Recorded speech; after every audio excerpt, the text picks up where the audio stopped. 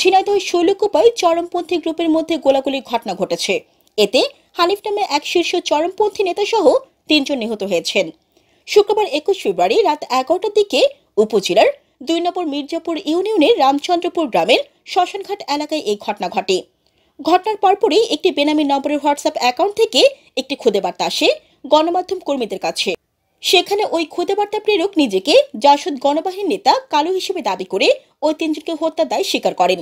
কিন্তু ওই খুদে বার্তা প্রেরক সত্যিকারে কালু কিনা তা নিশ্চিত হওয়া যায়নি। লাশের ৩টা লাশ আছে, ৩টা লাশেরই গুলি করছে, সেটা আমরা দেখতে পাচ্ছি। একটার মাথায় গুলি করছে, বুকে গুলি করছে, ৩টারই গুলি করে মারছে। ভাই আমরা ৮টার দিকে বাজারে বসেছিলাম, রতনপুর বাজারে। তো চায়ের দোকানে চা খাইছিলাম। এর মাঝে সংবাদ পেলাম যে এরকম রামচন্দ্রপুর শ্মশানে ৩টা ফায়ার হয়েছে। তো এর ভিতরে আমরা স্থানীয় লোক নিয়ে ৫-৬টা গাড়ি নিয়ে আমরা আসছিলাম। এসে কিছুই পাইনি খুঁজে, পরে বাড়ি যে শুয়েছিলাম। তারপরে প্রশাসনের মাধ্যমে জানতে পারলাম যে ওখানে ৩টা লাশ পড়ে রয়েছে। নিহত ৩ জন হলেন ঝিনাইদহের হরিণাকুণ্ড উপজেলার আহাতনগর গ্রামের হানিফ আলী ও তার শ্যালক, উপজেলার শ্রীরামপুর গ্রামের লিটন এবং কুষ্টিয়ার দৌলতপুর উপজেলার রাইসুল ইসলাম। হানিফ পূর্ব বাংলার কমিউনিটি পার্টির আঞ্চলিক নেতা ছিলেন। তিনি একটি মামলায় মৃত্যুদণ্ডপ্রাপ্ত আসামি ছিলেন। পরে তিনি সাধারণ ক্ষমা পেয়ে মুক্তি পান। অন্য ২ জনও পূর্ব বাংলার কমিউনিস্ট পার্টিতে যুক্ত ছিলেন। পুলিশ ও স্থানীয় সূত্রে জানা গেছে, গতকাল রাতে তারা মাঠের দিকে বেশ কয়েকটি গুলির শব্দ শুনতে পান।